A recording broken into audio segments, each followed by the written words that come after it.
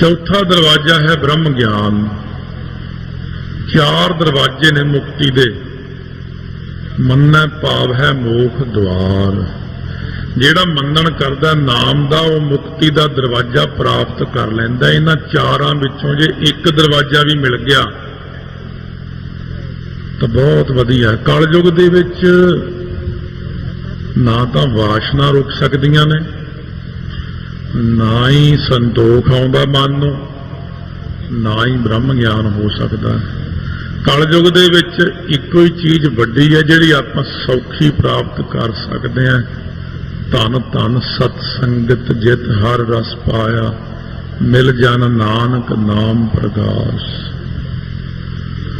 ਇਸ ਕਰਕੇ ਮਹਾਰਾਜ ਕਹਿੰਦੇ ਨੇ ਮੰਨੈ ਭਾਵ ਹੈ ਮੋਖ ਦੁਆਰ। ਮੁਕਤੀ ਦਾ ਦਰਵਾਜ਼ਾ ਜਿਹੜਾ ਹੈ ਗਿਆਨ, ਬ੍ਰਹਮ ਗਿਆਨ, ਇਹਨੂੰ ਪ੍ਰਾਪਤ ਕਰ ਲੈਂਦੇ ਗੁਰਮੁਖ ਪਿਆਰੇ।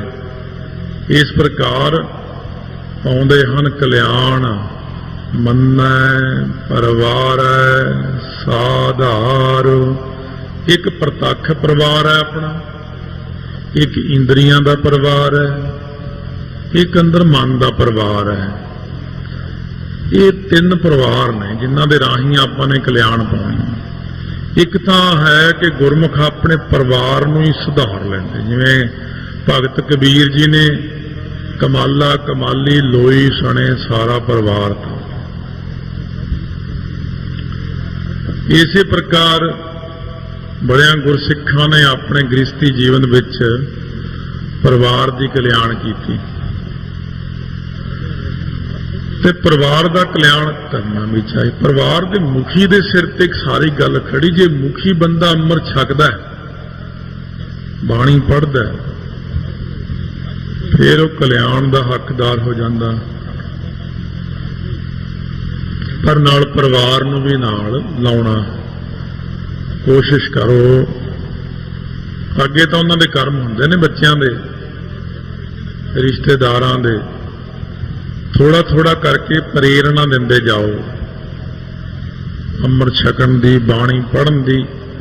ਫਿਰ ਇਸੇ ਪ੍ਰਕਾਰ ਹੌਲੀ ਹੌਲੀ, ਜਿਵੇਂ ਕਹਿੰਦੇ ਨੇ, ਜੇ ਇੱਕ ਗੁਰਸਿੱਖ ਬੱਚਾ ਘਰ 'ਚ ਹੋਵੇ, ਜਿਵੇਂ ਭਾਈ ਆਕੁਲ ਦੀ ਪੁੱਤਰੀ ਸੀ, ਮੇਰੀ ਸਾਖੀ ਹਫ਼ਤਾ ਕੁ ਪਹਿਲਾਂ ਆਈ, 10 ਦਿਨ ਪਹਿਲਾਂ। ਸੋ ਭਾਈ ਆਕੁਲ ਦੀ ਪੁੱਤਰੀ ਵਿਆਹਣ ਯੋਗ ਹੋ ਗਈ ਤਾਂ ਉਹਨੇ ਪੁਰੋਹਿਤ ਨੂੰ ਕਿਹਾ ਵੀ ਕੋਈ ਲੱਭ ਕੇ ਰਿਸ਼ਤਾ, ਬੱਚੀ ਦਾ ਰਿਸ਼ਤਾ ਕਰ ਦੇ। ਉਹ ਲੱਭਦਾ ਲਵਾਉਂਦਾ, ਕੋਈ ਮਿਸਤਰੀ ਸੀ ਇਹ ਤਰਖਾਣ, ਕੋਈ ਚੰਗਾ ਜਿਹਾ ਘਰ ਦੇਖਿਆ ਉਹਨੇ ਵੀ ਘਰ ਵਧੀਆ ਤੇ ਰਿਸ਼ਤਾ ਕਰ ਆਂਦਾ। ਭਾਈ ਆਕੁਲ ਚੌਥੇ ਪਾਤਸ਼ਾਹ ਦਾ ਸਿੱਖ ਹੈ। ਸਾਰੀ ਜ਼ਿੰਦਗੀ ਚੌਥੇ ਪਾਤਸ਼ਾਹ ਦੀ ਸੇਵਾ ਕੀਤੀ, ਫਿਰ ਪੰਜਵਿਆਂ ਦੀ ਕੀਤੀ, ਫਿਰ ਛੇਵੇਂ ਪਾਤਸ਼ਾਹ ਵੇਲੇ ਤੱਕ ਰਿਹਾ। ਭਾਈ ਆਕੁਲ ਦੀ ਪੁੱਤਰੀ ਦਾ ਜੋ ਰਿਸ਼ਤਾ ਹੋ ਗਿਆ, ਪੁਰੋਹਿਤ ਨੂੰ ਕਹਿੰਦਾ ਵੀ ਉਹ ਗੁਰਸਿੱਖ ਹੈ ਕਿ ਨਹੀਂ ਜਿੱਥੇ ਰਿਸ਼ਤਾ ਕੀਤਾ। ਪੁਰੋਹਿਤ ਕਹਿੰਦਾ ਇਹ ਤਾਂ ਨਹੀਂ ਮੈਂ ਦੇਖਿਆ, ਮੈਂ ਤਾਂ ਇਹ ਦੇਖਿਆ ਵੀ ਖਾਂਦਾ ਪੀਂਦਾ ਘਰ ਹੈ, ਚੰਗੇ ਮਾਲਦਾਰ ਸਾਮੀ ਹੈ, ਲੜਕੀ ਸੁਖ ਪਾਵੇਗੀ। ਕਹਿੰਦੇ ਦੇਖਿਆ ਨਹੀਂ ਹੈ? ਕਹਿੰਦੇ ਨਾ। ਕਹਿੰਦੇ ਫਿਰ ਤਾਂ ਬੜੀ ਮਾੜੀ ਗੱਲ ਹੋਈ, ਫਿਰ ਤਾਂ ਮੇਰੀ ਲੜਕੀ ਸਾਰੀ ਜ਼ਿੰਦਗੀ ਬਾਣੀ ਪੜ੍ਹਦੀ ਰਹੀ, ਉੱਥੇ ਜਾ ਕੇ ਕੀ ਪਤਾ ਕਿਹੋ ਜਿਹਾ ਪਰਿਵਾਰ ਹੋਵੇ। ਜਦੋਂ ਵਿਆਹਣ ਵਾਸਤੇ ਆਏ, ਭਾਈ ਸਾਧੂ ਸੀ ਉਹਦਾ ਨਾਮ। ਸੋ ਇਸ ਪ੍ਰਕਾਰ ਜਿਹੜਾ ਲੜਕਾ ਸੀ ਉਹਦੇ ਪਿਤਾ ਦਾ ਨਾਮ ਸੀ ਭਾਈ ਸਾਦਾ। ਭਾਈ ਸਾਦਾ ਆਪਣੇ ਪੁੱਤਰ ਨੂੰ ਵਿਆਹਣ ਆਇਆ ਜਦੋਂ। ਇਹ ਪਿੰਡ ਦਾ ਨਾਮ ਹੈ ਵੱਡੇ ਘਰ। ਇਹ ਵੱਡੇ ਘਰ ਪਿੰਡ ਜਿਹੜਾ ਹੈ, ਉੱਥੇ ਜਦੋਂ ਵਿਆਹਣ ਵਾਸਤੇ ਆਇਆ, ਜਦੋਂ ਲੈਣ ਆਏ ਤਾਂ ਦੇਖਿਆ ਇਹ ਤੇ ਹੋਰ ਹੀ ਤਰ੍ਹਾਂ ਦੇ ਨੇ, ਜਿਵੇਂ ਕਹਿੰਦੇ ਹਮ ਘਰ ਭੂਤ ਨੇ ਆਏ। ਤੇ ਭੂਤ ਨੇ ਜੇ ਲੱਗਦੇ ਨੇ, ਕੋਈ ਵਾਹਿਗੁਰੂ ਵਾਹਿਗੁਰੂ ਤਾਂ ਕਰਦਾ ਨਜ਼ਰ ਨਹੀਂ ਆ ਰਿਹਾ, ਇਹ ਤਾਂ ਹੋਰ ਹੀ ਸ਼ਕਲਾਂ ਨੇ ਇਹਨਾਂ ਦੀਆਂ। ਹੌਲੀ ਹੌਲੀ ਗੱਲ ਕੱਢਦਿਆਂ ਕੱਢਦਿਆਂ ਗੱਲ ਨਿਕਲਿਆ ਵੀ ਇਹ ਤਾਂ ਕਬਰ ਨੂੰ ਮੰਨਣ ਵਾਲੇ ਨੇ, ਸੁਲਤਾਨੀਏ ਪੀਰ ਨੂੰ ਮੰਨਦੇ ਨੇ। ਭਾਈ ਆਕਲ ਨੇ ਤਾਂ ਬੜਾ ਦੁੱਖ ਮਨਾਇਆ। ਹੇ ਗੁਰੂ ਰਾਮਦਾਸ, ਹੇ ਗੁਰੂ ਅਰਜਨ ਦੇਵ ਜੀ ਮਹਾਰਾਜ, ਹੇ ਗੁਰੂ ਹਰਗੋਬਿੰਦ ਸਾਹਿਬ ਮਹਾਰਾਜ, ਇਹ ਕੀ ਵਰਤ ਗਿਆ ਸਾਡੇ ਨਾਲ। ਬੜਾ ਮਨ ਨੂੰ ਦੁੱਖ ਹੋਇਆ। ਪਰ ਨਹੀਂ, ਗੁਰਸਿੱਖ ਤੇਰੇ ਕਰਮ ਚੰਗੇ। ਜਦੋਂ ਚੱਲੇ ਇੱਥੋਂ ਬੀਬੀ ਵੀ ਵਿਚਾਰੀ ਰੋਂਦੀ ਜਾਵੇ, ਹੁਣ ਡੋਲੇ 'ਚ ਬੈਠੀ ਰੋਂਦੀ ਜਾਂਦੀ, ਕਹਾਰ ਚੁੱਕੀ ਜਾਂਦੇ ਨੇ। ਗਰਮੀਆਂ ਦੇ ਦਿਨ ਸੀ, ਰਾਤ ਨੂੰ ਚੱਲੇ, ਥੋੜਾ ਰਾਹ 'ਚ ਵਿਸ਼ਰਾਮ ਕੀਤਾ, ਫਿਰ ਸਵੇਰੇ ਸਵੇਰੇ ਚੱਲੇ। ਉਹਨਾਂ ਦਿਨਾਂ 'ਚ ਮਹਾਰਾਜ ਸੱਚੇ ਪਾਤਸ਼ਾਹ ਪਾਵਨ ਪਵਿੱਤਰ ਸਥਾਨ ਭਾਈ ਕੀ ਡੋਲੀ ਠਹਿਰੇ ਹੋਏ, ਆਸਾ ਦੀ ਵਾਰ ਦਾ ਕੀਰਤਨ ਲੱਗਿਆ, ਸੰਗਤ ਸਜੀ ਹੋਈ ਹੈ। ਇਹ ਬਾਰ-ਬਾਰ ਪਿੰਡ ਤੋਂ ਜਾ ਰਹੇ ਨੇ ਲੈ ਕੇ, ਤਾਂ ਕੀਰਤਨ ਦੀ ਆਵਾਜ਼ ਕੰਨਾਂ 'ਚ ਪਈ। ਭਾਈ ਸਾਧੂ ਅੱਗੇ ਅੱਗੇ ਘੋੜੀ ਤੇ ਆ, ਉਹਦਾ ਪਿਤਾ ਬਰਾਤ ਸਮੇਤ ਹੋਰ ਅੱਗੇ ਜਾ ਰਿਹਾ ਕਾਫੀ। ਭਾਈ ਆਕੁਲ ਦੀ ਪੁੱਤਰੀ ਨੇ ਕਹਾਰਾਂ ਨੂੰ ਥੋੜਾ ਜਿਹਾ ਸੋਨਾ ਦੇਤਾ। ਇਹ ਭਰਾਵੋ, ਤੁਹਾਨੂੰ ਪਤਾ ਕਿ ਮੈਂ ਗੁਰਸਿੱਖ ਦੀ ਪੁੱਤਰੀ ਹਾਂ, ਗਲਤ ਥਾਂ ਵਿਆਹੀ ਗਈ, ਹੁਣ ਇੰਨੀ ਕਿਰਪਾ ਤਾਂ ਕਰ ਦਿਓ, ਸਾਡੇ ਸਤਿਗੁਰੂ ਇੱਥੇ ਆਏ ਹੋਏ ਨੇ। ਜਦੋਂ ਲੈ ਕੇ ਗਏ, ਦੂਰੋਂ ਹੀ ਉਤਰ ਗਈ ਤਾਂ ਮੱਥਾ ਟੇਕ ਕੇ ਮਹਾਰਾਜ ਦੇ ਸਾਹਮਣੇ ਬੈਠੀ। ਮਹਾਰਾਜ ਦੇਖ ਕੇ ਕਹਿੰਦੇ, ਬੀਬਾ ਤੇਰੇ ਤੇ ਵਿਆਹ ਵਾਲੇ ਕੱਪੜੇ ਪਾਏ ਨੇ, ਕਿੱਧਰੋਂ ਆ ਰਹੇ ਹੋ? ਕਹਿੰਦੇ ਮਹਾਰਾਜ ਦੇ ਚਰਨਾਂ ਦੇ ਦੇਖ ਕੇ ਬੇਨਤੀ ਕੀਤੀ, ਮਹਾਰਾਜ ਮੈਂ ਭਾਈ ਆਕੁਲ ਦੀ ਪੁੱਤਰੀ ਚੌਥੇ ਪਾਤਸ਼ਾਹ ਸੇਵਾ ਕੀਤੀ, ਪੰਜਵਿਆਂ ਦੀ ਕੀਤੀ, ਸਾਰੀਆਂ ਮੰਗਾਂ ਮੰਗੀਆਂ, ਮਿਲੀਆਂ, ਅੱਜ ਤੁਹਾਡੇ ਚਰਨਾਂ 'ਚ ਹਾਜ਼ਰ ਹੋਈਆਂ। ਮੈਨੂੰ ਸੁਲਤਾਨੀਏ ਪੀਰ ਨੂੰ ਮੰਨਣ ਵਾਲੇ ਦੇ ਨਾਲ ਵਿਆਹ ਦਿੱਤਾ, ਹੁਣ ਦੱਸੋ ਮੈਂ ਕੀ ਕਰਾਂ? ਮਹਾਰਾਜ ਉਹਨਾਂ ਨੂੰ ਸਿੱਖੀ ਬਖਸ਼ੋ। ਮਹਾਰਾਜ ਦਿਆਲੂ ਨੇ, ਸੱਚੇ ਪਾਤਸ਼ਾਹ ਕਹਿੰਦੇ ਸਿੱਖੀ ਤਾਂ ਤੇਰੇ ਪੋਤਰਿਆਂ ਪੜਪੋਤਰਿਆਂ ਕੋਲ ਹੋਵੇਗੀ, ਤੁਹਾਡੇ ਤਾਂ ਗਾਹਾਂ ਵੀ ਜਿਹੜੇ ਹੋਣਗੇ ਉਹ ਵੀ ਸਾਡੀ ਸੇਵਾ ਕਰਨਗੇ ਆਪ। ਇਸ ਕਰਕੇ ਤੁਹਾਡੇ ਕੋਲ ਵਿੱਚ ਤਾਂ ਬੜੀ ਸਿੱਖੀ ਹੋਵੇਗੀ, ਤੇਰੇ ਪਤੀ ਕੋਲ ਵੀ ਸਿੱਖੀ ਹੋਵੇਗੀ। ਇਹਨੇ ਨੂੰ ਸਾਧੂ ਵੀ ਭਾਲਦਾ ਉੱਥੇ ਆ ਗਿਆ ਉਹਦਾ ਪਤੀ। ਪਹਿਲਾਂ ਤਾਂ ਆਕੜ ਕੇ ਜੇ ਤੁਰੇ ਵੀ ਮੈਂ ਨਹੀਂ ਮੱਥਾ ਟੇਕਣਾ, ਮੈਂ ਤਾਂ ਪੀਰ ਨੂੰ ਮੰਨਦਾ। ਜਦੋਂ ਹੁਣ ਮਹਾਰਾਜ ਦੇ ਸਾਹਮਣੇ ਆਇਆ, ਐਸੀ ਕਿਰਪਾ ਦ੍ਰਿਸ਼ਟੀ ਹੋਈ, ਮਹਾਰਾਜ ਦੇ ਚਰਨਾਂ ਤੇ ਮੱਥਾ ਰੱਖ ਕੇ ਰੋਣ ਲੱਗ ਪਿਆ। ਸਤਿਗੁਰੂ ਨੇ ਸਿੱਖੀ ਦੀ ਦਾਤ ਦਿੱਤੀ, ਇਹਦੇ ਪਿਤਾ ਨੂੰ ਦਿੱਤੀ। ਮਹਾਰਾਜ ਕਹਿੰਦੇ ਤੇਰੀ ਕੁਲ ਵਿੱਚ ਇੱਕ ਸਾਡਾ ਗੁਰਸਿੱਖ ਜਨਮ ਲਵੇਗਾ, ਫਿਰ ਸਾਰੀ ਕੁਲ ਨੂੰ ਹੀ ਸੁਧਾਰ ਦੇਗਾ। ਉਹ ਭਾਈ ਰੂਪਾ ਜਿਹਨੇ ਜਨਮ ਲਿਆ ਉਸ ਕੁਲ ਦੇ ਵਿੱਚ, ਉਹ ਭਾਈ ਰੂਪਾ ਤੇ ਸਾਧੂ ਦੀ ਸਾਖੀ ਬੜੀ ਵਾਰ ਸੁਣੀ, ਜਿਨ੍ਹਾਂ ਨੇ ਛੇਵੇਂ ਪਾਤਸ਼ਾਹ ਨੂੰ ਜੰਗਲ ਵਿੱਚ ਪਾਣੀ ਪਿਆਇਆ ਸੀ, ਜਿਨ੍ਹਾਂ ਦਾ ਪਾਣੀ ਬਹੁਤ ਠੰਡਾ ਹੋ ਗਿਆ ਸੀ। ਤੇ ਇਸ ਪ੍ਰਕਾਰ ਇੱਕ ਪੁੱਤਰੀ ਗੁਰਸਿੱਖ ਦੀ ਆਪਣੇ ਸਹੁਰੇ ਘਰ ਨੂੰ, ਆਪਣੇ ਪੇਕੇ ਘਰ ਨੂੰ ਸੁਧਾਰ ਲੈਂਦੀ ਹੈ। 7 ਨਾਨਕਿਆਂ ਦੀਆਂ, 7 ਸਹੁਰਿਆਂ ਦੀਆਂ, 7 ਦਾਦਕਿਆਂ ਦੀਆਂ, 21 ਕੁਲਾਂ ਨੂੰ ਇੱਕ ਗੁਰਸਿੱਖ ਸਵਾਰ ਲੈਂਦਾ। ਮੰਨੈ ਪਰਿਵਾਰ ਹੈ ਸਾਧਾਰ, ਇਉਂ ਆਪਣੇ ਪਰਿਵਾਰ ਦਾ ਕਲਿਆਣ ਕਰਦਾ। ਫਿਰ ਜਿਹੜਾ ਆਪਣਾ ਪਰਿਵਾਰ ਆ, ਆਪਣੀਆਂ ਇੰਦਰੀਆਂ ਨੇ, ਇੰਦਰੀਆਂ ਨੂੰ ਵੀ ਸੁਧਾਰ ਲੈਂਦੇ ਨੇ। ਰੋਜ਼ ਆਨੰਦ ਸਾਹਿਬ ਦਾ ਪਾਠ ਕਰਦੇ ਨੇ, ਇਹ ਨੇਤਰੋ ਮੇਰਿਓ ਹਰ ਤੁਮ ਮੈਂ ਜੋਤ ਧਰੀ, ਹਰ ਬਿਨ ਅਵਰ ਨਾ ਦੇਖੋ ਕੋਈ, ਹਰ ਬਿਨ ਅਵਰ ਨਾ ਦੇਖੋ ਕੋਈ, ਨਦਰੀ ਹਰ ਨਿਹਾਲਿਆ। ਇਹੋ ਵਿਸ ਸੰਸਾਰ ਤੁਮ ਦੇਖਦੇ, ਇਹੋ ਹਰ ਕਾ ਰੂਪ ਹੈ, ਹਰ ਰੂਪ ਨਦਰੀ ਆਇਆ। ਗੁਰ ਪ੍ਰਸਾਦੀ ਬੁੱਝਿਆ ਜਾਂ ਵੇਖਾਂ, ਹਰ ਇੱਕ ਹੈ, ਹਰ ਬਿਨ ਅਵਰ ਨਾ ਕੋਈ। ਹੈ ਨਾਨਕੇ ਨੇਤਰ ਅੰਧ ਸੇ, ਸਤਿਗੁਰ ਮਿਲਿਆ ਦਿਵ ਦ੍ਰਿਸ਼ਟ ਹੋਈ। ਇਸ ਰਵਣੋ ਮੇਰਿਓ ਸਾਚਾ ਸੁਣਨਾ ਨੂੰ ਬਿਠਾਏ, ਇਹ ਨੇਤਰੋ ਮੇਰਿਓ, ਇਹ ਰਸਨਾ ਤੂੰ ਅਨਰਸ ਰਾਜ ਰਹੀ। ਸਾਰੀਆਂ ਇੰਦਰੀਆਂ ਨੂੰ ਉਪਦੇਸ਼ ਦੇਤਾ ਮਹਾਰਾਜ ਨੇ ਕਿ ਸਾਰੀਆਂ ਇੰਦਰੀਆਂ ਜਿਹੜੀਆਂ ਨੇ ਉਹ ਉਪਦੇਸ਼ ਵਿੱਚ ਲੱਗ ਕੇ ਇੰਦਰੀਆਂ ਰੂਪੀ ਪਰਿਵਾਰ ਨੂੰ ਸੁਧਾਰ ਲੈਣਾ। ਗੁਰਸਿੱਖ ਆਪਣੀਆਂ ਇੰਦਰੀਆਂ ਨੂੰ ਸੁੱਧ ਕਰ ਲੈਂਦੇ ਨੇ ਸਤਿਗੁਰੂ ਦੇ ਹੁਕਮ ਅਨੁਸਾਰ। ਇਹ ਹੁਣ ਜਿਤ ਲਾਈਆਂ ਤਿਤ ਲੱਗਦੀਆਂ ਨੇ, ਖਿੰਜੋ ਤਾੜਾ। ਖਿੰਜੋ ਤਾੜਾ ਨਹੀਂ ਹੁੰਦਾ, ਮਨ ਨੂੰ ਰੋਕ ਲੈਂਦੇ ਨੇ, ਅੱਖਾਂ ਨੂੰ ਚੰਗੇ ਪਾਸੇ ਲਾ ਲੈਂਦੇ ਨੇ, ਕੰਨਾਂ ਨੂੰ ਚੰਗੇ ਪਾਸੇ ਲਾ ਲੈਂਦੇ ਨੇ। ਵੇਖਣ ਸੁਣਨ ਸੁਣਾਵਨੋ ਮਨ ਮਹਿ ਦ੍ਰਿੜੀਐ ਸਾਚ। ਐਸੀ ਅਵਸਥਾ ਬਣ ਜਾਂਦੀ ਹੈ। ਅੰਤਰ ਗੁਰ ਆਰਾਧਣਾ, ਜਿਹਵਾ ਜਪ ਗੁਰ ਨਾਉ, ਨੇਤਰੀ ਸਤਿਗੁਰ ਪੇਖਣਾ, ਸਰਵਣੀ ਸੁਨਣਾ ਗੁਰ ਨਾਉ। ਸਤਿਗੁਰ ਸੇ ਤੀ ਰਤਿਆ, दरगाह पाई ऐठा। ऐसी व्यवस्था बना लेंदे ने कि अपनी इंद्रियां रूपी परिवार नूं सुधार लेंदे ने। इंद्रियां दा साधना बहुत जरूरी है। इस प्रकार अपनी इंद्रियां ते काबू पा लेंदे ने। ये सारी तां किरपा हुंदी क्योंकि साडे सतगुरु ने अपनी इंद्रियां ते काबू पाया होया ते अगे गुरसिख नूं भी यही कहने इंद्रियां ते काबू पा।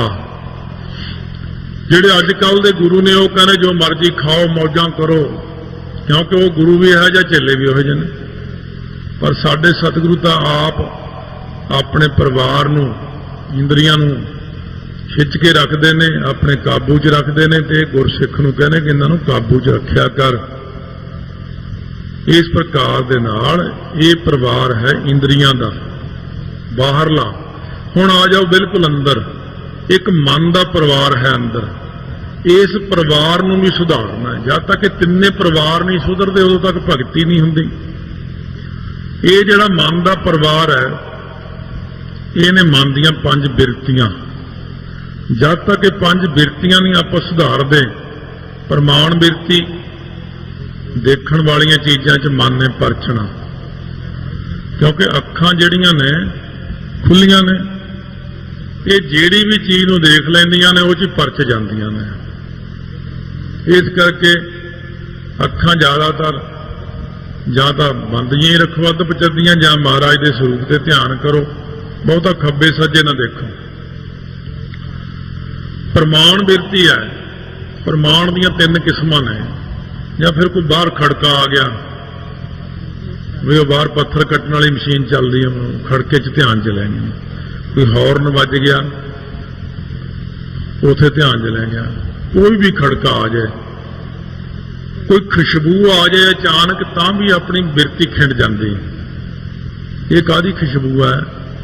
ਇਹ ਕਿਤੇ ਤੜਕਾ ਲੱਗ ਰਿਹਾ ਹੈ, ਕੜਾਹ ਪ੍ਰਸ਼ਾਦ ਬਣ ਰਿਹਾ, ਖਿੰਡ ਗਿਆ।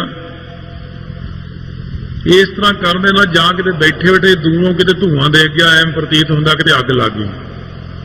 ਕਿਉਂ? ਮਨ ਦੀ ਪਰਿਵਾਰ ਦੀ ਇੱਕ ਬਿਰਤੀ ਦੀਆਂ 3 ਕਿਸਮਾਂ ਨੇ ਜਿਹੜੀਆਂ ਵੱਖੋ ਵੱਖਰੇ ਢੰਗ ਨਾਲ ਖਿੰਡ ਜਾਂਦੀਆਂ ਨੇ। ਪ੍ਰਮਾਣ ਬਿਰਤੀ ਕਹਿੰਦੇ ਨੇ ਇਹਨੂੰ। ਹੁਣ ਪ੍ਰਮਾਣ ਬਿਰਤੀ ਜਿਹੜੀ ਹੈ, ਪ੍ਰਮਾਣ ਫਿਰ ਵਿਪਰਜੇ। ਵਿਪਰਜੇ ਬਿਰਤੀ ਮਨ ਦੀ ਉਹ ਹੈ ਜਿਹੜੀ ਗੁਰੂ ਵੇਦ ਸ਼ਾਸਤਰ ਦੀ ਆਗਿਆ ਤੋਂ ਉਲਟ ਚੱਲਣਾ ਮਨ ਨੇ। ਜਿਵੇਂ ਆਪਣਾ ਮਨ ਉਲਟ ਚੱਲਦਾ, ਅੰਮ੍ਰਿਤ ਛਕ ਲੈ ਮੈਂ ਨਹੀਂ ਛਕਣਾ, ਬਾਣੀ ਪੜ੍ਹ ਲੈ ਮੈਂ ਨਹੀਂ ਪੜ੍ਹਨੀ, ਕੋਈ ਕੰਮ ਕਹੋ ਪੁੱਠਾ ਹੀ ਚੱਲਦਾ ਮਨ। ਪਾਠ ਨਹੀਂ ਕਰਨਾ, ਅੱਛਾ ਚੱਲ ਟੀਵੀ ਦੇਖ ਲਾ, ਹਾਂ ਉਹ ਲਾ ਦੋ, ਫਟਾਫਟ ਕਰੋ, ਲੰਘ ਨਾ ਜਾਵੇ ਕਿਤੇ। ਇਹ ਮਨ ਦੀ ਬਿਰਤੀ ਹੈ। ਚਾਹ ਪੀਣੀ ਆ, ਹਾਂ ਚਾਹ ਕਿਉਂ ਨਹੀਂ, ਬਰਫੀ ਵੀ ਨਾਲ ਖਾ ਲੈ, ਉੱਥੇ ਹੀ ਮੰਨ ਜਾਂਦਾ। ਜੇ ਕਹੋ ਚਾਹ ਪਾਣੀ ਪੀ ਕੇ ਫਿਰ ਮਾਲਾ ਕਰੀ, ਕਹਿੰਦਾ ਹੁਣ ਤਾਂ ਨੀਂਦ ਆ ਰਹੀ। ਇਹ ਵਿਪਰਜੇ ਬਿਰਤੀ ਹੈ, ਪੁੱਠਾ ਹੀ ਚੱਲਣਾ। ਗੁਰਬਾਣੀ ਵੱਲੋਂ ਗੁਰੂ ਵੱਲੋਂ ਪੁੱਠੇ ਪਾਸੇ ਨੂੰ ਹੀ ਤੁਰੇ ਜਾਣਾ, ਵਿਪਰਜੇ ਬਿਰਤੀ ਆ ਗਈ। ਇਹ ਪਰਿਵਾਰ ਦੇ ਮੈਂਬਰ ਇਹ ਨਹੀਂ ਠੀਕ ਹੋ ਰਹੇ ਆਪਣੇ। ਜਦ ਇਹ ਨਹੀਂ ਠੀਕ ਹੁੰਦੇ ਤਾਂ ਇਹਨਾਂ ਦੇ ਕਰਕੇ ਸਾਰਾ ਕੁਝ ਹੀ ਆਪਣਾ ਖਰਾਬ ਹੋ ਰਿਹਾ ਹੈ। ਇਸ ਕਰਕੇ ਨਿੰਦਰਾ, ਤੀਜੀ ਬਿਰਤੀ, ਨੀਂਦ ਦਾ ਆਉਣਾ, ਤੰਦਰਾ ਨੀਂਦ ਦਾ ਆਉਣਾ, ਪ੍ਰਤੱਖ ਨੀਂਦ ਦਾ ਆਉਣਾ, ਅਵਿਦਿਆ ਰੂਪੀ ਨੀਂਦ ਦਾ ਆਉਣਾ, ਇਹ 3 ਤਰ੍ਹਾਂ ਦੀਆਂ ਨੀਂਦਾਂ ਤੰਗ ਕਰਦੀਆਂ ਆਪਾਂ ਨੂੰ। ਫਿਰ ਇਹਦੇ ਵਿੱਚ ਇਹ ਵੀ ਕੰਮ ਖਰਾਬ ਹੈ। ਮਹਾਰਾਜ ਕਹਿੰਦੇ ਇਹਨੂੰ ਵੀ ਦੇਖੋ ਭਾਈ, ਸੁਧਾਰੋ ਆਪਣੇ ਮਨ ਨੂੰ। ਨਿੰਦਰਾ ਤੋਂ ਬਾਅਦ ਫਿਰ ਜਿਹੜਾ ਆਉਂਦਾ ਮਨ ਦੇ ਅੰਦਰ ਵਿਕਲਪ। ਵਿਕਲਪ ਇਉਂ ਹੁੰਦਾ ਵੀ ਹਲੇ ਇੱਕ ਸੁਖਮਨੀ ਸਾਹਿਬ ਦਾ ਪਾਠ ਪੂਰਾ ਨਹੀਂ ਹੋਇਆ ਤੇ ਮੰਗਾਂ 1000, ਆ ਵੀ ਮਿਲ ਜੇ, ਉਹ ਵੀ ਮਿਲ ਜੇ, ਉਹ ਵੀ ਮਿਲ ਜੇ, ਉਹ ਵੀ ਮਿਲ ਜੇ, ਲਿਸਟਾਂ ਬਣਾਉਂਦਾ ਰਹਿਣਾ, ਅੰਦਰ ਪਾਠ ਕਰਦਾ ਰਹਿਣਾ ਵੀ ਅੱਜ ਮੈਂ ਇੱਥੇ ਬਹਿ ਕੇ 2 ਪਾਠ ਕੀਤੇ ਆ, ਅੱਜ ਤਾਂ ਬਸ ਮੇਰੇ ਘਰ ਜਾਂਦਿਆਂ ਸਾਰ ਮਾਇਆ ਦੇ ਢੇਰ ਲੱਗ ਜਾਣੇ ਚਾਹੀਦੇ, ਕਿਉਂ ਮੈਂ 2 ਪਾਠ ਕੀਤੇ ਅੱਜ ਤਾਂ ਮੇਰਾ ਫਲਾਨਾ ਕੰਮ ਹੋਣਾ ਚਾਹੀਦਾ, ਕਿਉਂ ਮੈਂ 2 ਪਾਠ ਕੀਤੇ। ਇਹ ਵਿਕਲਪ ਹੈ ਕਿ ਸੇਵਾ ਥੋੜੀ ਮੰਗਣ ਬਹੁਤਾ, ਮੈਲ ਨਾ ਪਾਵੈ ਕਹਿ ਤੋਂ ਬਹੁਤਾ। ਇਹ ਵਿਕਲਪ ਬਿਰਤੀ ਹੋ ਗਈ। ਹੁਣ ਇਹ ਵਿਕਲਪ ਆਪਣੇ ਠੀਕ ਕਰੋ ਕਿ ਜਥਾ ਲਾਭ ਤਥਾ ਸੰਤੁਸ਼ਟ ਵਿੱਚ ਹੀ ਠੀਕ ਹੈ। ਜਿੰਨਾ ਤੁਸੀਂ ਦਿੱਤਾ ਬਸ महाराज सच्चे पातशाह सेवा कछु ना जानो नीच मूर्खारे असीं की जाणदे हां। 2 पाठ इत्थे तां इन्नी दुनिया करदे, इन्ने पाठ करदे, इउं अपने मन नूं होड़ना। एक हुंदी सिमरती, सिमरती ਉਹ ਹੁੰਦੀ वैसे चंगा भला टिकिया होया मन हुंदा अपना, जे किते पाठ करन लग जाओ फिर बीते हुए समय दीयां सारियां गल्लां याद आउण लग जांदियां ने।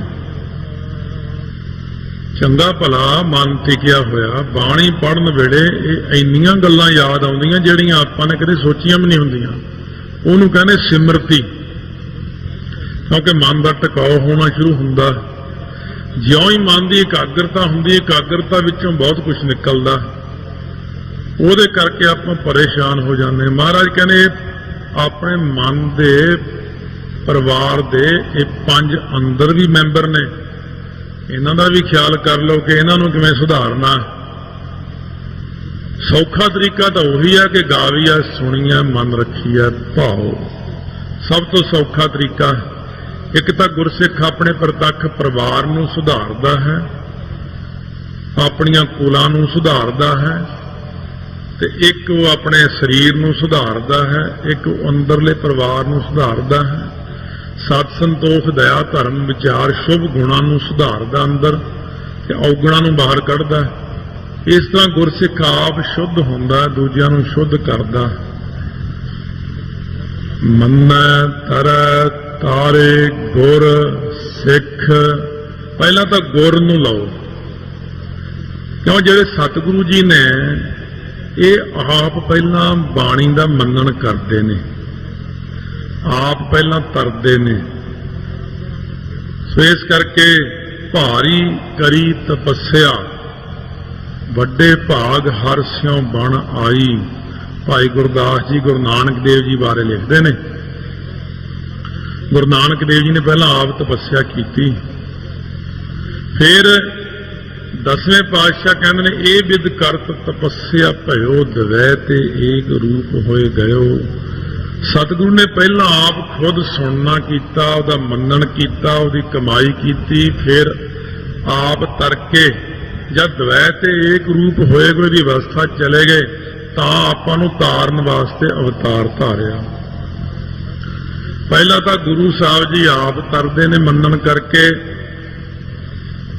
वैसे वास्तव में तो सारा उन्होंने दिखावा ही है, वो तो तरे ही हुए ने, उन्होंने कुछ लोड़ नहीं, पर सानू करके दिखाउंदे ने।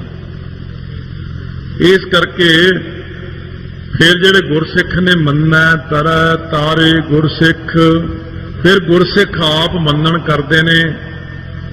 गुरु की सिक्ख्या नूं सुन के गुरा एक देह बुझाई, सबना जियां का एक दाता सो मैं विसर न जाई। गुरसिख आप तरदा ते दूसरे गुरसिख नूं गुरु की सिक्ख्या सुणाउंदा है, उहनूं सुणा के फिर वो तारे। तरै तां आप कल्ला तरदा, फिर तारे परिवार नूं ते सणे संगत नूं ते सणे सारियां नूं ही तार लैंदा। एक जाना बहुत हुंदा, सारियां नूं तारन लई गुरसिख कहंदे महाराज की किरपा नाल गुरमुख कोट उधार दा भाई दे नावै एक खणी। जिवें भाई बिधि चंद जी मझां वगैरह पहला चोरी कर दिंदे, फिर भाई अदली की प्राप्ति हुई, मिले अदली भाई, उन्होंने शिक्षा दी, उन्होंने भाई बिधि चंद नूं 5वें पातशाह कोल लिआंदा, तारिया। सो जदों गुजरात दे देवनगर विचों संगत आई कि महाराज तुसीं उत्थे चलो, कार भेटा भी नाल लैके आओ, नाल चरण पाओ। महाराज कहने हुण काम है, असीं अपने थां भाई बिधि चंद नूं भेजदे। भाई बिधि चंद जी उत्थे गए, ब्रह्म ज्ञान दे संयुक्त, उत्थे एक सुक्या हुआ दरख्त सी, बाग च थल्ले बैठ गए। बाग हरा भरा हो गया, लोग मनण लग पे। इन्हां नूं उत्थे जिहड़ा सुंदर शाह फकीर सी, उहनूं थोड़ा जिहा औखियाई हुई कि ये तो लोग उधर जाण लग पे, मेरी मनता घट गई। उन्हें भाई बिधि चंद नूं ये दिखाउण वास्ते कि मेरे अंदर बड़ी अथाह शक्ति है, शेर की सवारी करदा होया पहुंच गया। शेर दे उत्ते बैठा, ਗਊਆਂ ਚਾਰਦਾ। ਭਾਈ ਬਿਧੀ ਚੰਦ ਦੇ ਜਦੋਂ ਕੋਲ ਆ ਉਹਨੇ ਸੋਚਿਆ ਭਾਈ ਬਿਧੀ ਚੰਦ ਡਰ ਕੇ ਜਾਂ ਤਾਂ ਦੌੜ ਜਾਏਗਾ ਤੇ ਜਾਂ ਮੇਰੀ ਈਨ ਮੰਨ ਲਏਗਾ। ਉਲਟ ਕੰਮ ਹੋਇਆ। ਜਦੋਂ ਆ ਕੇ ਸ਼ੇਰ ਨੇ ਭਾਈ ਬਿਧੀ ਚੰਦ ਦੇ ਚਰਨ ਚੱਟਣੇ ਸ਼ੁਰੂ ਕਰ ਦਿੱਤੇ ਤਾਂ ਸ਼ੇਰ ਪੱਥਰ ਬਣ ਗਿਆ ਉੱਥੇ। ਸੁੰਦਰ ਸਾਹ ਫਕੀਰ ਖੜਾ ਹੋ ਕੇ ਤੇ ਚਰਨਾਂ ਤੇ ਲੰਮਾ ਪੈ ਗਿਆ। ਸ਼ੇਰ ਦੇ ਕਹਿੰਦਾ ਮਹਾਰਾਜ ਸ਼ੇਰ ਦੀ ਕਲਿਆਣ ਕਰੋ। ਭਾਈ ਬਿਧੀ ਚੰਦ ਨੇ ਜਲ ਲੈ ਕੇ ਸ਼ੇਰ ਦੇ ਉੱਪਰ ਛਿੱਟਾ ਮਾਰਿਆ, ਵਾਹਿਗੁਰੂ ਕਹਿ ਕੇ ਸ਼ੇਰ ਦੀ ਜੂਨੀ ਛੁੱਟ ਗਈ, ਉਹਦੇ ਵਿੱਚੋਂ ਪ੍ਰਕਾਸ਼ ਨਿਕਲਿਆ। ਕਹਿੰਦੇ ਕੌਣ ਹੈ ਤੂੰ? ਕਹਿੰਦੇ ਮੈਂ ਬੜਾ ਪੁਰਾਣੇ ਸਮੇਂ ਦੇ ਵਿੱਚ ਸਵਰਗਾਂ ਦੇ ਵਿੱਚ ਬ੍ਰਹਸਪਤੀ ਦੀ ਬੇਅਦਬੀ ਕਰਤੀ, ਉਹ ਆਇਆ ਤੇ ਮੈਂ ਉੱਠ ਕੇ ਖੜਾ ਨਾ ਹੋਇਆ, ਮੈਂ ਗੰਧਰਵ ਸੀ। ਕਹਿੰਦੇ ਓਏ ਕਿਵੇਂ ਸ਼ੇਰ ਵਾਂਗੂ ਝਾਕਦਾ, ਜਾ ਕੇ ਸ਼ੇਰ ਦੀ ਜੂਨੀ 'ਚ ਪੈ। ਕਹਿੰਦੇ ਫੇਰ ਮੇਰਾ ਦਿਲ ਘਬਰਾ ਗਿਆ ਵੀ ਸ਼ੇਰ ਦੀ ਜੂਨੀ 'ਚ ਹੁਣ ਤੇ ਮਾੜੀ ਗੱਲ ਹੋਈ। ਕਹਿੰਦੇ ਮੈਂ ਉਹਨਾਂ ਨੂੰ ਪੁੱਛਿਆ ਸੀ ਮੈਨੂੰ ਕੌਣ ਤਾਰੇਗਾ ਫਿਰ ਮਹਾਰਾਜ, ਹੁਣ ਮੇਰੀ ਕਲਿਆਣ ਕਿਵੇਂ ਹੋਵੇਗੀ? ਤਾਂ ਬ੍ਰਹਸਪਤੀ ਨੇ ਮੈਨੂੰ ਇਹ ਕਿਹਾ ਸੀ ਜਦੋਂ ਅਕਾਲ ਪੁਰਖ 6ਵੇਂ ਰੂਪ ਵਿੱਚ ਆਉਣਗੇ ਉਹਨਾਂ ਦਾ ਇੱਕ ਸਿੱਖ ਭਾਈ ਬਿਧੀ ਚੰਦ ਆਵੇਗਾ। ਦੇਖ ਲਓ ਲੱਖਾਂ ਵਰਸ ਪਹਿਲਾਂ ਨਾਮ ਦੱਸਦਾ ਉਹਨੇ। ਭਾਈ ਬਿਧੀ ਚੰਦ ਆਵੇਗਾ ਤੂੰ ਉਹਦੇ ਚਰਨ ਚੱਟਣੇ ਨੇ। ਹੁਣ ਤਾਂ ਤੂੰ ਉੱਠ ਕੇ ਖੜਾ ਨਹੀਂ ਨਾ ਹੋਇਆ, ਚਰਨ ਚੱਟੇਗਾ ਗੁਰਸਿੱਖ ਦੇ ਤਾਂ ਤੇਰਾ ਭਲਾ ਹੋਇਆ। ਸੋ ਭਾਈ ਬਿਧੀ ਚੰਦ ਜੀ ਮੇਰਾ ਹੁਣ ਭਲਾ ਹੋ ਗਿਆ, ਮੈਂ ਮੱਥਾ ਟੇਕਦਾ। ਸੁੰਦਰ ਸ਼ਾਹ ਫਕੀਰ ਕਹਿਣ ਲੱਗਿਆ ਧੰਨ ਹੋ ਮਹਾਰਾਜ, ਤੁਸੀਂ ਗੁਰਸਿੱਖੋ ਧੰਨ ਹੋ, ਆਪ ਤਰਦੇ ਹੋ ਦੂਜਿਆਂ ਨੂੰ ਤਾਰਦੇ ਹੋ। ਸੁੰਦਰ ਸ਼ਾਹ ਫਕੀਰ ਨਾਲ ਬੜੀ ਆਪਸ ਵਿੱਚ ਵਿਚਾਰਾਂ ਹੋਈਆਂ। ਭਾਈ ਸਾਹਿਬ ਨੇ ਉਹਦੀ ਜਿਹੜੀ ਮਾੜੀ ਮੋਟੀ ਹੰਗਤਾ ਸੀ ਦੂਰ ਕਰਤੀ। ਕਹਿਣ ਲੱਗਿਆ ਭਾਈ ਸਾਹਿਬ ਫਿਰ ਅੰਤਮ ਸਮੇਂ, ਕਹਿੰਦੇ ਭਾਈ ਸਾਹਿਬ ਕਹਿੰਦੇ ਅੰਤਮ ਸਮਾਂ ਮੇਰਾ ਤੇ ਤੇਰਾ ਇੱਕੋ ਹੀ ਵਕਤ ਹੈ ਦੋਵਾਂ ਦਾ। ਜਦੋਂ ਮੇਰਾ ਅੰਤਮ ਸਮਾਂ ਆਵੇਗਾ ਮੈਂ ਇੱਥੇ ਆਵਾਂਗਾ ਦਿਓ ਨਗਰ, ਉਦੋਂ ਮੈਂ ਆ ਕੇ ਇੱਥੇ ਸਰੀਰ ਤਿਆਗਾਂਗਾ, ਆਪਾਂ ਇਕੱਠੇ ਸੱਚਖੰਡ ਨੂੰ ਚੱਲਾਂਗੇ। ਇਉਂ ਭਾਈ ਅਦਲੀ ਨੇ ਤਾਰਿਆ ਭਾਈ ਬਿਧੀ ਚੰਦ ਨੂੰ, ਭਾਈ ਬਿਧੀ ਚੰਦ ਨੇ ਤਾਰਿਆ ਅੱਗੇ ਸ਼ੇਰ ਨੂੰ ਤੇ ਲੱਖਾਂ ਗੁਰਸਿੱਖਾਂ ਨੂੰ ਤੇ ਅੱਗੇ ਸੁੰਦਰ ਸ਼ਾਹ ਵਰਗੇ ਫਕੀਰਾਂ ਨੂੰ। ਮੰਨਣਾ ਜਿਹੜਾ ਗੁਰਸਿੱਖ ਆਪ ਬਾਣੀ ਮੰਨਦਾ, ਮੰਨ ਕੇ ਕਮਾਉਂਦਾ, ਉਹ ਦੂਜਿਆਂ ਨੂੰ ਵੀ ਮੰਨਣ ਲਾਉਂਦਾ, ਦੂਜਿਆਂ ਨੂੰ ਵੀ ਕਹਿੰਦਾ ਤੁਸੀਂ ਵੀ ਜਪੋ, ਤੁਸੀਂ ਵੀ ਇਉਂ ਕਰੋ, ਤਰੈ ਤੇ ਦੂਜਿਆਂ ਨੂੰ ਵੀ ਤਾਰਦਾ। ਗੁਰੂ ਦੀ ਸਿੱਖਿਆ ਹੋਰਨਾਂ ਨੂੰ ਵੀ ਸੁਣਾਉਂਦਾ, ਉਹਨਾਂ ਨੂੰ ਵੀ ਤਾਰਦਾ। 21 ਕੁਲਾਂ ਤਰਦੀਆਂ ਨੇ, ਪਰਿਵਾਰ ਤਰਦੇ ਨੇ। ਕੁੱਲ ਉਧਾਰ ਹੈ ਆਪਣਾ, ਦਰਗ ਹੈ ਭਾਵ ਹੈ ਮਾਣ। ਦਰਗਾਹ ਵਿੱਚ ਵੀ ਮਾਣ ਆਦਰ ਪ੍ਰਾਪਤ ਕਰਦੇ ਨੇ। ਸੋ ਇਸ ਕਰਕੇ ਜਿਨ੍ਹਾਂ ਨੇ ਵੀ ਗੁਰੂ ਦੀ ਸਿੱਖਿਆ ਨੂੰ ਮੰਨਿਆ ਹੈ ਉਹਨਾਂ ਨੇ ਹੀ ਸੰਸਾਰ ਚੋਂ ਕਲਿਆਣ ਪ੍ਰਾਪਤ ਕੀਤੀ। ਮੰਨੈ ਨਾਨਕ ਭਵਹਿ ਨਾ ਭਿਖ, ਭਿਖ ਹੁੰਦੀ ਭਿਖਿਆ ਮੰਗਣੀ, ਭਵਹਿ ਤੁਰੇ ਫਿਰਨਾ। ਗੁਰਸਿੱਖ ਜਿਹੜੇ ਨਾਮ ਜਪਣ ਵਾਲੇ ਨੇ, ਕੋਈ ਵੀ ਦੁਨੀਆ 'ਚ ਨਾਮ ਜਪਦਾ ਉਹ ਥਾਂ ਥਾਂ ਭੀਖ ਨਹੀਂ ਮੰਗਦਾ ਫਿਰਦਾ ਪਹਿਲਾਂ। ਦੂਜੇ ਨੰਬਰ ਤੇ ਥਾਂ ਥਾਂ ਤੇ ਨਹੀਂ ਭਟਕਦਾ ਫਿਰਦਾ, ਉਹ ਕਦੇ ਉੱਥੇ ਚਲਿਆ ਗਿਆ ਉੱਥੇ ਮੱਥਾ ਟੇਕਦਾ, ਕਦੇ ਉੱਥੇ ਮੱਥਾ। ਇੱਕ ਭਿਖ ਹੁੰਦਾ ਭੇਖ ਧਾਰਨ ਕਰਨਾ। ਸੋ ਜਿਵੇਂ ਇਸੇ ਪ੍ਰਕਾਰ ਆਪਣੇ ਆਪ ਨੂੰ ਇੱਕ ਬਹੁਤ ਸਾਧੂ ਕਹਾਉਂਦਾ ਸੀਗਾ, ਤਾਂ ਉਹ ਰਾਏਪੁਰ ਦਾ ਸਾਧੂ ਸੀ। ਤੋ ਬਾਬਾ ਅਤਰ ਸਿੰਘ ਜੀ ਮਸਤੂਆਣਾ ਕੋਲ ਆ ਕੇ ਉਹਨੇ ਸੋਚਿਆ ਵੀ ਇਹਨਾਂ ਨੇ ਮਾਇਆ ਦਾ ਤਿਆਗ ਕਿਵੇਂ ਕੀਤਾ ਹੋਣਾ। ਬਾਬਾ ਜੀ ਦੇ ਉੱਪਰ ਇੱਕ ਬੜੀ ਸੋਹਣੀ ਲੋਈ ਸੀ, ਉਹ ਮਹਾਰਾਣੀ ਪਟਿਆਲਾ ਸੀ ਉਦੋਂ, ਉਹਨਾਂ ਨੇ ਜਾ ਕੇ ਭੇਟਾ ਕੀਤੀ, ਉਹ ਵੀ ਲਾਗੇ ਬੈਠੇ ਸੀ। ਸਾਧੂ ਦੇ ਮਨ 'ਚ ਸੰਕਲਪ ਆਇਆ ਵੀ ਨਾਮਦੇਵ ਕਰਕੇ ਸ਼ਾਇਦ ਉਹਦਾ ਨਾਮ ਸੀ। ਕਹਿੰਦਾ ਬਾਬਾ ਜੀ ਤੁਸੀਂ ਮਾਇਆ ਕਿਵੇਂ ਤਿਆਗ ਦਿੱਤੀ? ਬਾਬਾ ਜੀ ਕਹਿੰਦੇ ਕਿਉਂਕਿ ਸਾਧੂ ਨੇ ਮਨ 'ਚ ਸੰਕਲਪ ਕਰ ਲਿਆ ਵੀ ਜਿਹੜੀ ਲੋਈ ਬਾਬਾ ਜੀ ਨੂੰ ਮਿਲੀ ਆ ਨਾ, ਕਿਤੇ ਮੈਨੂੰ ਮਿਲ ਜਾਂਦੀ ਚੰਗਾ ਸੀ। ਬਾਬਾ ਜੀ ਨੇ ਉੱਪਰੋਂ ਲੋਈ ਲਾ ਕੇ ਸਾਧੂ ਨੂੰ ਦੇਤੀ, ਕਹਿੰਦੇ ਇਉਂ ਤਿਆਗ ਦਿੱਤੀ। ਨਹੀਂ ਰੱਖੋ ਰੱਖੋ, ਕਹਿੰਦੇ ਫਿਰ ਸੰਕਲਪ ਕਿਉਂ ਕੀਤਾ ਮਨ 'ਚ? ਕਹਿੰਦੇ ਜਿਵੇਂ ਲੋਈ ਤਿਆਗਤੀ ਇਉਂ ਹੀ ਅਸੀਂ ਮਾਇਆ ਤਿਆਗ ਦਿੱਤੀ। ਕਹਿੰਦੇ ਮਹਾਰਾਜ ਫਿਰ ਮੈਨੂੰ ਦੱਸੋ ਮੇਰਾ ਕਲਿਆਣ ਕਿਵੇਂ ਹੋਵੇ, ਮੈਂ ਕਿਹੜਾ ਭੇਖ ਧਾਰਨ ਕਰਾਂ? ਬਾਬਾ ਜੀ ਕਹਿਣ ਲੱਗੇ ਭਾਈ ਭੇਖ ਕੋਈ ਧਾਰਨ ਕਰਨ ਦੀ ਲੋੜ ਨਹੀਂ ਪੈਂਦੀ ਬੰਦੇ ਨੂੰ।